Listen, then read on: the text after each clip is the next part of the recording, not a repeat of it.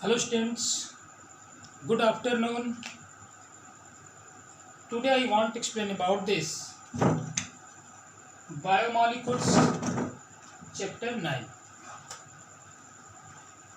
इसके previous video में आपको हमने एक्सप्लेन किया identification of organic and inorganic compound. Organic compound हो या इनऑर्गेनिक कंपाउंड, उसको आइडेंटिफिकेशन करने के लिए हम लोगों ने लिविंग टिश्यू का यूज किया। लिविंग टिश्यू में जब हमने इनऑर्गेनिक कंपाउंड का ऑर्गेनिक कंपाउंड को एनालाइज किया तो लिविंग टिश्यू को लिया, उसमें ट्राइक्लोरोएसिटिक एसिड मिक्स किया। मिक्स करने के बाद उसको ग्राइंड किया गया। ग्राइंड करने के बाद उसको हमने फिल्टर किया। तो जो मटेरियल्स ऑलरेडी फिल्टर पेपर से पास कर गए उसको हमने नाम दिया माइक्रो बायोमॉलिक्यूल्स, जिसको फिल्ट्रेट नाम दिया गया। और जो फिल्टर पेपर से पास नहीं हुए उनका नाम हमने रखा माइक्रो बायोमॉलिक्यूल्स और रिटेंटेड। अंडरस्टैंड? जिसके बेस में आपने देखा कि जो माइक्रो बायोमॉलिक्यूल्स था उसका low molecular weight, understand, size उसकी 18 to 800 Dalton's.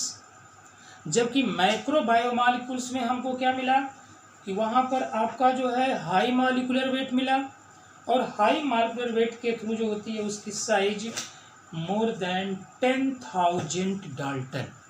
Understand? 10,000 Dalton.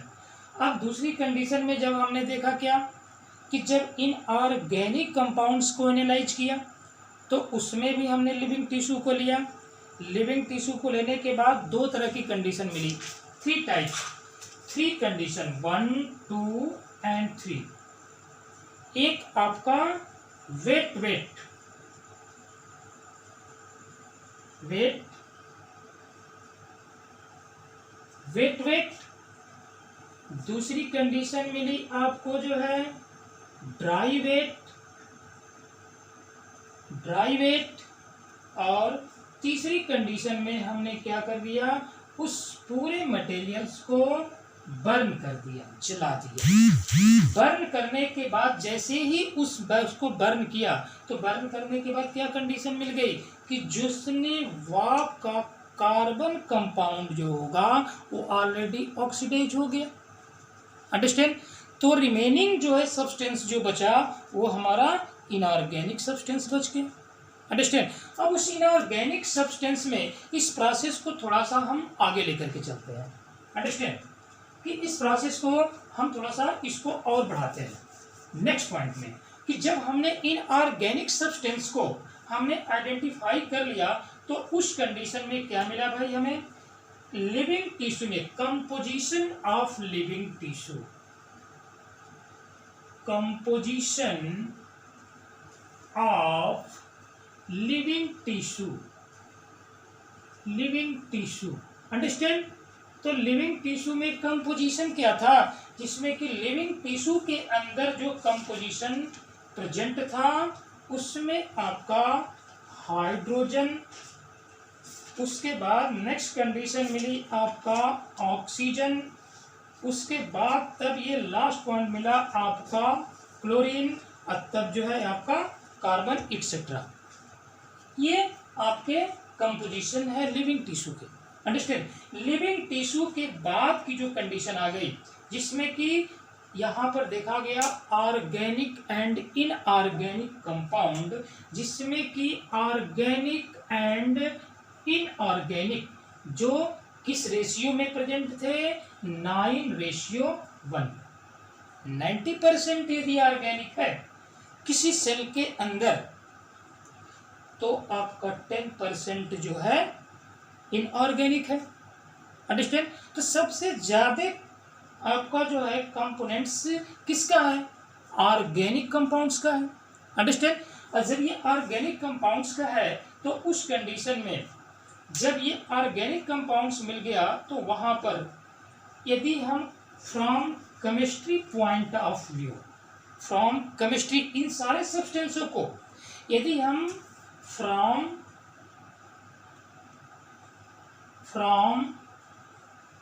Chemistry point of view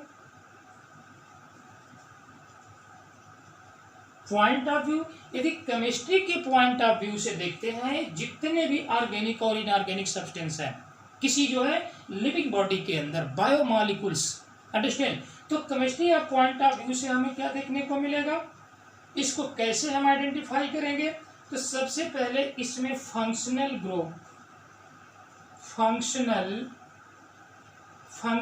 group क्या मिलेगा आपका, सबसे पहला फंक्शनल ग्रुप मिलेगा एल्डिहाइड, अंडरस्टैंड, एल्डिहाइड का मतलब कि CHO group carbon hydrogen oxygen, understand, CHO group. उसके बाद कीटोन ग्रुप, जहां पर कि दो एल्किल ग्रुप एक कार्बन से डबल बॉन्ड के द्वारा ऑक्सीजन से जुड़े होते हैं, इनको हम कहते हैं कीटोन ग्रुप, अंडरस्टैंड।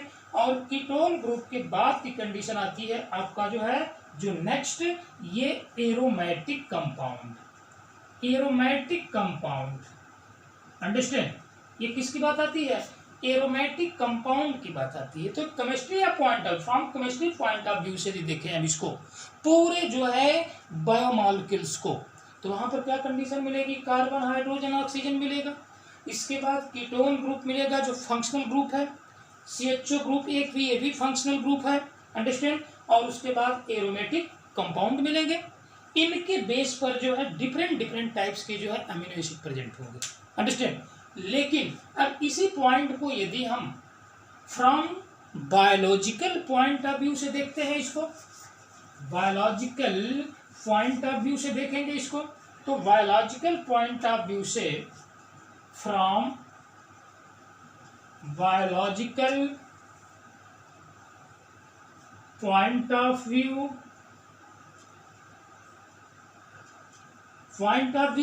तो सबसे पहले पॉइंट मिलेगा आपका amino acid,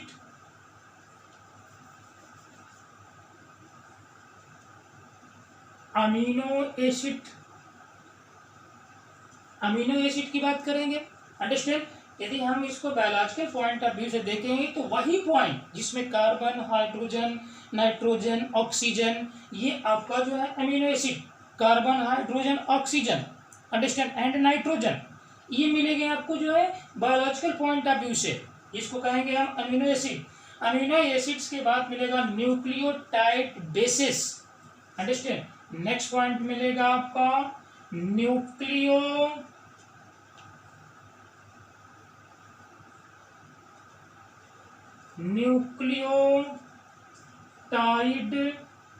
basis.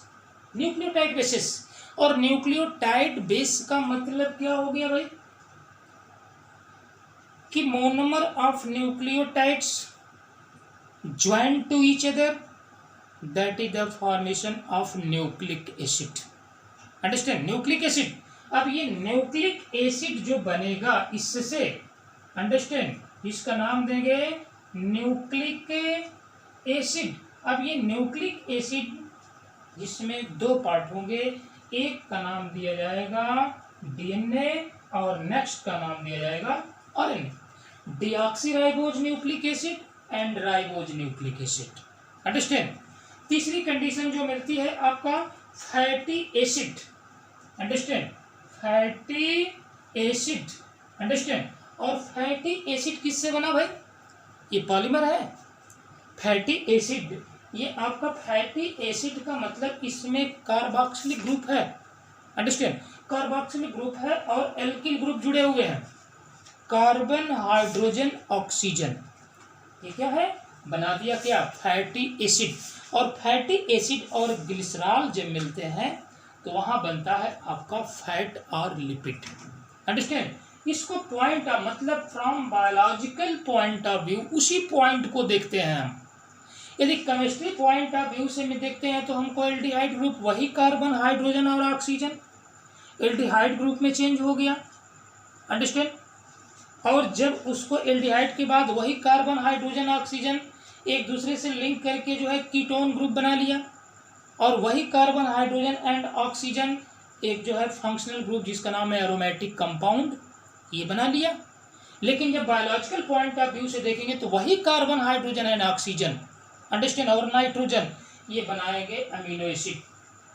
Amino acid, polymer of amino acid that is known as protein. Protein is the building block of our body.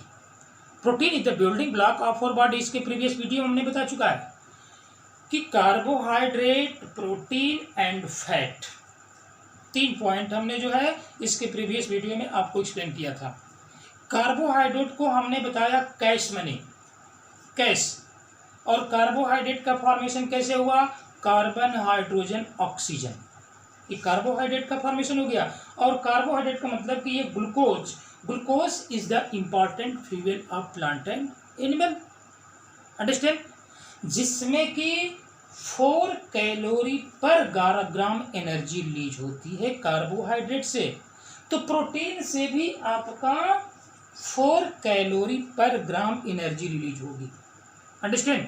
और प्रोटीन में भी आपका, क्योंकि प्रोटीन क्या है, पॉलीमर ऑफ अमीनो एसिड, तो पॉलीमर ऑफ अमीनो एसिड है तो कार्बन है, हाइड्रोजन है, ऑक्सीजन है, नाइट्रोजन है, और कुछ प्रोटीन ऐसे सब्सटेंस ऐसे होते हैं जो सल्फर युक्त होते हैं, जिनमें सल्फर भी होता है, अंडरस्टैंड।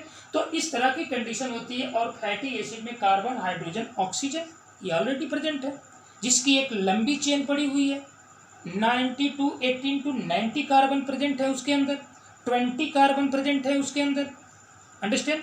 और इसके थ्रू जो है एक जो है आपका सिंगल या डबल बॉन्ड के थ्रू जुड़ा होता है, जिसके बेस पर हम सिंगल और डबल बॉन्ड के बेस पर हम सेचुरेटेड और अनसेचुरेटेड की बात करेंगे, अंडरस्टैंड। तो ये आपका वही जो है एलिमेंट्स, क्या कहिए कि केमिस्ट्री पॉइंट ऑफ व्यू से देखें तो हमने डिफरेंट टाइप्स के फंक्शनल ग्रुप बना दिया इन्होंने, और उसके बाद बायोलॉजिकल पॉइंट ऑफ व्यू से देखा तो ये आपके न्यूक्लिक कंपाउंड बना दिए इसको, अंडरस्टैंड। तो इस तरह की कंडीशन होती है आपके ऑर्गेनिक एंड इनऑर्गेनिक कंपाउंड्स की, ठीक है, from chemistry point of view, from biological point of view, understand. अब जो है नेक्स्ट पॉइंट में हम चलते हैं कि एक पॉइंट मिलता है आपका amino acid, understand. Amino acid is the organic compound. अब क्या नाम दिया जाए यहाँ पर, amino acid is a organic compound, understand, organic compound, यह एक ऑर्गेनिक कंपाउंड है जिसमें अल्फा कार्बन, उसके बाद अल्फा नाइट्रोजन ये प्रेजेंट है, अंडरस्टैंड। तो सबसे पहले हम देखें अमीनो एसिड के स्ट्रक्चर को, अंडरस्टैंड, कि अमीनो एसिड का स्ट्रक्चर कैसा है। अमीनो एसिड जो होता है ये सबसे पहले एक पॉइंट क्वेश्चन, अब यहाँ पर एक क्वेश्चन पुटअप होगा कि अमीनो एसिड जो है किसका सब्स्टिट्यूट है, in which type of substitutes of amino acid, amino acid किसका सब्स्टिट्यूट है। तो अमीनो एसिड जो है मीथेन का सब्स्टिट्यूट है, देखिए यहाँ पर जो है मीथेन, अंडरस्टैंड, और ये मीथेन का मतलब क्या हो गया भाई, eth meth prop but pent hex hept oct nondec, number of carbon, यदि 1 कार्बन है तो उसको हम मेथ कहेंगे, और उसमें लगा है एन, मतलब ये सिंगल बॉन्ड है इसके अंदर, और कार्बन जुड़ा, अरे हाइड्रोजन जुड़ा हुआ है, अंडरस्टैंड। तो अब यहाँ पर मीथेन जो होगा ये आपका मीथेन है, 1 कार्बन, और मीथेन की वैलेंसी कितनी होती है 4। इस पर जो होगा आपका 1 हाइड्रोजन ये, और यहाँ हाइड्रोजन ये, और ये हाइड्रोजन, और ये नेक्स्ट हाइड्रोजन, तो 4 हाइड्रोजन हो गए, और इसका नाम दे दिया गया मीथेन, ठीक है, एन इन आइन, अंडरस्टैंड। लेकिन हम इसको डिटेल नहीं बताएंगे आपको कि इसमें जो है ऑर्गेनिक कंपाउंड में जब नॉमेनक्लेचर आपने पढ़ा होगा क्लास 10th में, क्लास 10th में जो है कार्बन एंड इट्स कंपाउंड एक केमिस्ट्री में लेसन होगा, वो आपका केमिस्ट्री का लास्ट लेसन रहा होगा। उसके बाद जो है पीरियोडिक टेबल है, पीरियोडिक टेबल से पहले, ठीक है। तो उसमें थोड़ा सा हिंट दिया है नॉमेनक्लेचर का, अंडरस्टैंड। और इस नॉमेनक्लेचर में नंबर ऑफ कार्बन के बेस पर जो होता है कार्बन की नंबरिंग दी जाती है, meth, eth, prop, but, pent, hex, hept, oct, non, dec. 10 carbon को डेक कहते हैं। अंडरस्टैंड। तो उसी में से एक कार्बन है, तो एक कार्बन है तो ऑलरेडी कितने, किसकी वैलेंसी इसकी कितनी होती है, 4। तो 4 हाइड्रोजन यहाँ पर क्या होंगे, जुड़ेंगे। ठीक है, तो 4 हाइड्रोजन यहाँ पर क्या कर जाएंगे, जुड़ जाएंगे। अभी 4 हाइड्रोजन जुड़ेंगे तो हमने क्या बताया कि amino acid is the substitute of methane. Understand. अब देखिए, अब यहां से एक हाइड्रोजन को हमने रिप्लेस कर दिया। जब एक हाइड्रोजन को रिप्लेस करके यहां पर हमने जोड़ दिया COOH, कार्बोक्सिलिक ग्रुप। दूसरे हाइड्रोजन को हमने जो है यहां से रिप्लेस किया, तो यहां पर हमने राइट कर दिया NH2। अंडरस्टैंड। और तीसरे हाइड्रोजन को जब हमने यहां से रिप्लेस कर दिया तो यहां पर आ गया आपका R, जिसको हम कहेंगे एल्किल ग्रुप। एल्किल ग्रुप, क्या नाम देंगे, एल्किल ग्रुप। अंडरस्टैंड। और ये है हाइड्रोजन अपने प्लेस पर है। ठीक है, तो एक पॉइंट यहाँ पे आता है alpha carbon. Alpha carbon, alpha carbon का मतलब क्या होगा, किसको हम अल्फा कार्बन कहेंगे, किसको हम बीटा कार्बन कहेंगे, ये आपका केमिस्ट्री है। अंडरस्टैंड। क्योंकि बायो मॉलिक्यूल्स जो है ऑलरेडी टोटल केमिस्ट्री है। अंडरस्टैंड। तो अल्फा कार्बन का मतलब ये होता है कि किसी पेरेंट चेन के अंदर, पेरेंट चेन, और उस पेरेंट चेन में कोई कार्बन है, ठीक है, तो उस कार्बन के यदि चारों तरफ कोई ना कोई फंक्शनल ग्रुप, डिफरेंट टाइप्स के फंक्शनल ग्रुप से वो घिरा हुआ है, तो उसको हम कहेंगे अल्फा कार्बन। ठीक है, पेरेंट चेन में पहला कार्बन, उसके चारों तरफ डिफरेंट टाइप्स के फंक्शनल ग्रुप यदि पड़े हुए हैं तो उसको हम कहेंगे अल्फा कार्बन। अंडरस्टैंड। तो ये आपका अल्फा कार्बन हो गया, ये आपका क्या हो गया, अल्फा कार्बन हो गया। अंडरस्टैंड। और इसका नाम दिया गया अमीनो एसिड। तो ये कंडीशन क्या हो गई भाई, ये अमीनो की हो गई, और ये कंडीशन क्या हो गई, एसिड की हो गई। तो कंडीशन क्या मिल गई यहाँ पर, अमीनो एसिड। अंडरस्टैंड। अब अमीनो एसिड में एक और मेन पॉइंट जो है हम लोग देखते हैं, क्योंकि इतने पार्टों में जो होता है, ये जो पार्ट होता है आपका, ये जो पार्ट होता है, इसको भी हम थोड़ा सा इरेज कर देते हैं यहाँ पे। अंडरस्टैंड।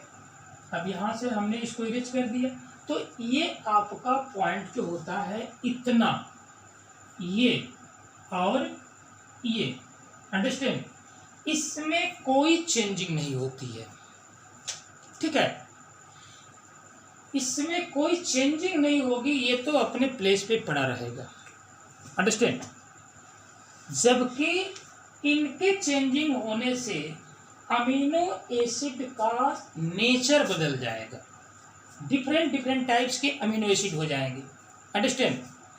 किसके चेंज होने से, एल्किल ग्रुप के चेंज होने से। तो जहां पर एल्किल ग्रुप चेंज हो रहा है तो इसको हम एक नाम दे दे, वेरिएबल ग्रुप। अंडरस्टैंड। ये क्या नाम हो गया भाई, वेरिएबल ग्रुप। अंडरस्टैंड। इसका नाम क्या देते हैं हम, वेरिएबल ग्रुप। ठीक है, वेरिएबल ग्रुप का मतलब कि इसके प्लेस पर जो होता है डिफरेंट टाइप्स के फंक्शनल ग्रुप लगेंगे, एल्किल ग्रुप से लेकर के एरोमेटिक कंपाउंड तक। और जब ये डिफरेंट टाइप्स के फंक्शनल ग्रुप लगेंगे तभी हम इसको कहेंगे कि ये वेरिएबल ग्रुप है। और ग्रुप के चेंज होने से, यहाँ पर ग्रुप के चेंज होने से क्या कंडीशन हो जाएगी, अमीनो एसिड का नाम भी चेंज हो जाएगा। अंडरस्टैंड। तो इसीलिए कहा जाता है कि group of amino acid that is known as protein, protein is the heteropolymer not homopolymer. क्योंकि डिफरेंट टाइप्स के जो है अमीनो एसिड है, जिसमें कि आपके 20 टाइप्स के अमीनो एसिड होंगे, 10 इसेंशियल और 10 नॉन इसेंशियल। कुछ हमको फूड मटेरियल से मिलेंगे और कुछ हमारी बॉडी खुद प्रोड्यूस करेगी। जो प्रोड्यूस करेगी वो नॉन इसेंशियल है, अब जो फूड के द्वारा हमें प्रोवाइड हो रहे हैं वो इसेंशियल है, उनकी हमें आवश्यकता है। अंडरस्टैंड। तो इसेंशियल 10 इसेंशियल और 10 नॉन इसेंशियल। इस 10 में जो होता है ये आपके दो ग्रुप होते हैं, ये 10 और 10, तो ये 10 जो होते हैं क्या होते हैं, एक जो होता है इसेंशियल होता है और एक होता है आपका नॉन इसेंशियल। ठीक है, तो जो नॉन इसेंशियल होता है वो ऑलरेडी आपकी बॉडी खुद प्रिपेयर करती है, और इसेंशियल जो होता है ये ऑलरेडी हमको फूड मटेरियल से प्रोवाइड होते हैं। अंडरस्टैंड। तो 20 टाइप्स के अमीनो एसिड होते हैं, group of amino acid that is known as protein. Understand. तो अब इस कंडीशन में हमने स्ट्रक्चर देखा, इसमें 2 पॉइंट हमने देखा क्या भाई, कि एक हमने देखा कि अल्फा कार्बन प्रेजेंट है, अमीनो एसिड में अल्फा कार्बन प्रेजेंट है। अल्फा कार्बन क्यों नाम दिया गया, क्योंकि इसके चारों तरफ जो डिफरेंट टाइप्स के फंक्शनल ग्रुप हैं, देखिए एल्किल ग्रुप यहाँ पड़ा हुआ है, ये कार्बोक्सिलिक ग्रुप पड़ा हुआ है, ये अमीनो ग्रुप पड़ा हुआ है और ये हाइड्रोजन ग्रुप पड़ा हुआ है। ठीक है, तो ये चारों तरफ से क्या है, डिफरेंट टाइप्स के फंक्शनल ग्रुप एक ही कार्बन जब पड़े हो तो उस कार्बन का नाम हम अल्फा कार्बन देंगे। Understand.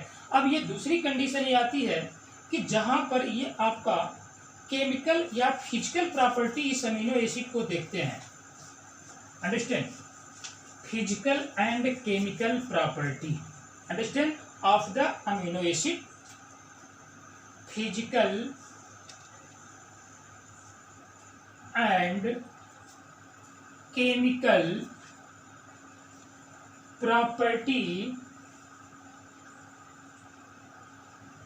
property of amino acid। Understand, physical and chemical property of amino acid, जिसमें आपका amino group and carboxylic group. ठीक है, amino group and carboxylic group, जिसमें आर ग्रुप जो होता है ये क्या है, एक फंक्शनल ग्रुप है, एल्किल ग्रुप है, जहां पर कोई ना कोई फंक्शनल ग्रुप आकर के ज्वाइंट होगा, जुड़ेगा। डिफरेंट टाइप्स के फंक्शनल ग्रुप यहाँ पर ज्वाइंट होंगे आकर के। अंडरस्टैंड। अच्छा, डिफरेंट टाइप्स के फंक्शनल ग्रुप ज्वाइंट होंगे तो यहाँ पर जो होता है कुछ अमीनो एसिड जो होती है एसिडिक होती है, एसिडिक अमीनो एसिड, और एसिडिक अमीनो एसिड में क्या क्या कंडीशन है, ग्लूटेमिक एसिड, इसका नाम दिया गया glutamic acid, glutamic acid. Understand, ये क्या नाम दे दिया गया, ग्लूटेमिक एसिड। और बेसिक जो होती है क्या होती है, basic amino acid. Basic amino acid जो होता है इसको कहते हैं लाइसिन। ठीक है, ये लाइसिन है। और एक होती है neutral amino acid. Understand, neutral, तो ये कंडीशन क्या हो गई आपका, neutral amino acid, neutral amino acid. और न्यूट्रल अमीनो एसिड का नाम है क्या, valine. Understand, neutral amino acid क्या हो गई, वैलिन हो गई। अंडरस्टैंड। तो इस तरह की कंडीशन जो होती है, अब इसमें जो होता है कुछ एरोमेटिक अमीनो एसिड होते हैं। Understand, aromatic amino acid. अब इस एरोमेटिक अमीनो एसिड में आपका क्या है, टायरोसिन है, टायरोसिन। अंडरस्टैंड, टायरोसिन के बाद ये फेनिल एलेनिन, टायरोसिन, उसके बाद ये फेनिल एलेनिन, फेनिल एलेनिन के बाद क्या है, ट्रिप्टोफान। Understand, tryptophan. अंडरस्टैंड, ये amino acid, this is the most important point. Understand, ये आपका मोस्ट इंपॉर्टेंट पॉइंट है, ट्रिप्टोफान। तो यहाँ पर एसिडिक अमीनो एसिड कौन है, ग्लूटेमिक एसिड। उसके बाद बेसिक अमीनो एसिड कौन है, लाइसिन। न्यूट्रल अमीनो एसिड कौन सा है, वैलिन। अंडरस्टैंड। उसके बाद एरोमेटिक अमीनो एसिड क्या नाम है, tyrosine, phenylalanine and tryptophan is the aromatic amino acid, क्योंकि इसके आर ग्रुप पर एरोमेटिक कंपाउंड जुड़ा हुआ है। अंडरस्टैंड, इसलिए इसका नाम रखा एरोमेटिक अमीनो एसिड। कौन कौन, tyrosine, phenylalanine and tryptophan. इतने पॉइंट जो है आपके ये डिफरेंट टाइप्स के अमीनो एसिड मिल गए। अंडरस्टैंड। अब इस अमीनो एसिड में एक सबसे इंपॉर्टेंट पॉइंट मिलता है आपको। अंडरस्टैंड, कि अब इस अमीनो एसिड में आपका एक सॉल्यूशन, यदि हम इसको डिजॉल्व करते हैं तो उसमें इसकी प्रॉपर्टी और क्या मिलती है एक अमीनो एसिड में। ठीक है, किसका स्ट्रक्चर ऑफ अमीनो एसिड क्या होते हैं, चेंज होते हैं। कैसे चेंज होते हैं भाई, यहाँ पर जो आपके एनसीईआरटी में एक एग्जाम्पल दिया हुआ है, अंडरस्टैंड। एग्जाम्पल देने का कंडीशन क्या है कि अब यहाँ पर जो है ये नाम दे दिया H3N पॉजिटिव CH और एल्किल ग्रुप, उसके बाद जो है COOH। अब यहाँ पे फिर ये कंडीशन आ गई H3N पॉजिटिव CH और अंडरस्टैंड एंड CO नेगेटिव। अब नेक्स्ट कंडीशन क्या हो रही है आपकी कि H2NCH अंडरस्टैंड, उसके बाद ये alkyl group and CO negative. इसका नाम दिया जा रहा है कि इसको हम ज्विटर आयन कहते हैं, ठीक है। अब इस बेस पर हम इसको ज्विटर आयन कहेंगे भाई, अंडरस्टैंड कि यहाँ पर NH3 है, उसके बाद से मतलब amino group carboxylic group, amino group carboxylic group, amino group carboxylic group, ये तो ऑलरेडी पढ़े हुए हैं, अंडरस्टैंड। अब कंडीशन ये होती है कि जो अमीनो ग्रुप है, अंडरस्टैंड, यह जो है एक प्रोटॉन को रिसीव करेगा, एक प्रोटॉन को रिसीव करके ये बेसिक नेचर में चेंज हो जाता है, अंडरस्टैंड।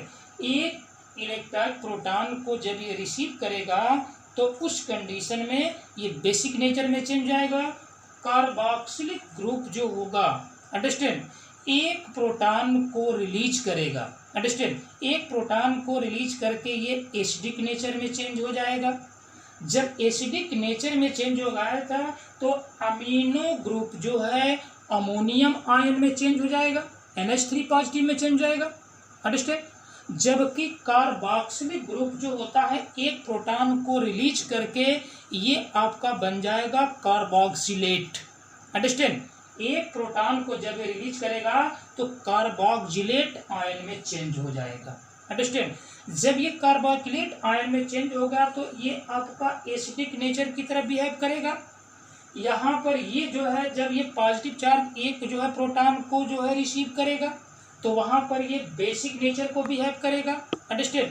तो यहाँ पर दो कंडीशन हो गई, एक हो गया आपका बेसिक नेचर और ये हो गया आपका एसिडिक नेचर, अंडरस्टैंड। तो जहाँ पर एसिड और बेस कि यह जो है अमीनो एसिड आयोनाइज्ड होते हुए भी, अमीनो एसिड आयोनाइज होते हुए भी ये न्यूट्रल है, अंडरस्टैंड। क्यों न्यूट्रल है? क्योंकि इसमें प्रोटॉन को रिलीज करने और रिसीव करने की टेंडेंसी है, अंडरस्टैंड। जब टेंडेंसी हो तो ये एसिड और बेस दोनों की तरह काम करेगा। और जहाँ पर एसिड और बेस दोनों मिलते हैं, एसिड और प्लस बेस, तो ये बन जाता है आपका क्या, सॉल्ट। सॉल्ट क्या है भाई? न्यूट्रल है, अंडरस्टैंड। ये क्या बने, न्यूट्रलाइजेशन रिएक्शन हो गया ना। अब ये न्यूट्रल हो गया तो अब यदि इसको हम अपने साइटोसॉल के अंदर यदि इसको एंट्री करते हैं तो वहां पर ये क्या कर देगा कि अमीनो एसिड आयोनाइजेबल होते हुए भी ये न्यूट्रल कंपाउंड की तरह बिहेव करेगा, ठीक है। और जब ये न्यूट्रल कंपाउंड की तरफ बिहेव करेगा तो इसी बेस पर इसका नाम दिया जाएगा एम्फोटेरिक, एम्फोटेरिक कंपाउंड, अंडरस्टैंड। और एम्फोटेरिक और इसी का नाम देते हैं क्या, zwitter ion, understand. Zwitter ion, understand. इसी बेस पर इसको कहते हैं कि अमीनो एसिड जो है आयोनाइजेबल होते हुए भी ये न्यूट्रल कंपाउंड की तरह वर्क करता है, इसीलिए इसको हम एम्फोटेरिक या ज्विटर आयन नाम देते हैं, ठीक है। और इस तरह का बिहेव करने से आपको जो है हेल्प किस तरह से है, अंडरस्टैंड। ये कैसे आपकी बॉडी में यूज करेगा, इसका मेन फंक्शन क्या होगा, ये फंक्शन होगा ज्विटर आयन का कि कंट्रोल और balance of acid base, acid base balance करने का काम करेगा। Acid base balance, understand, acid base balance को, मतलब एसिड और बेस दोनों को ये बैलेंस करने का काम करेगा। अंडरस्टैंड। तो इस तरह की कंडीशन होती है आपके ज्विटर आयन की। अंडरस्टैंड। बस ये याद रखना है कि अब यहाँ से एक प्रोटॉन को जो है जब ये रिसीव करेगा तो बेसिक नेचर डिनोट करेगा कौन, अमीनो ग्रुप। तो अमीनो ग्रुप एक प्रोटॉन को रिसीव करके ये अमोनियम आयन में चेंज हो जाएगा NH3। अंडरस्टैंड। और वही कार्बोक्सिलिक एसिड जो होता है एक प्रोटॉन को रिलीज करेगा तो कार्बोक्सिलेट आयन में चेंज हो जाएगा, तो वो एसिडिक नेचर में एसिडिक नेचर की तरह बिहेव करेगा। तो जहाँ पर एसिडिक और बेसिक दोनों नेचर आ रहे हैं तो ये क्या होगा, एक न्यूट्रल कंपाउंड की तरह काम करेगा। आयोनाइजेबल होते हुए भी ये न्यूट्रल है। अंडरस्टैंड। तो जब आपके बॉडी के अंदर साइटोसॉल में जो होगा ये एसिड बेस बैलेंस को कंट्रोल करने का काम करेगा, help of the acid base balance. Understand. This is the most important point. Understand. तो इस तरह की कंडीशन है आपके अमीनो एसिड की। अंडरस्टैंड। और इस अमीनो एसिड में डिफरेंट टाइप्स के अमीनो एसिड होते हैं, उनका स्ट्रक्चर हम लोग पढ़ेंगे। उसके बाद जो है आप कार्बोक यहाँ पर जो है आपका ये लिपिड होता है, उसके बाद अमीनो एसिड है, उसके बाद जो है आपका ग्लूकोज, उसके बाद जो है पेंटोज शुगर, नाइट्रोजनस बेस में एडेनिन, ग्वानिन, थायमिन, साइटोसिन, ये सारे स्ट्रक्चर हम नेक्स्ट वीडियो में हम क्या करेंगे, इसको एक्सप्लेन करेंगे। Understand by students.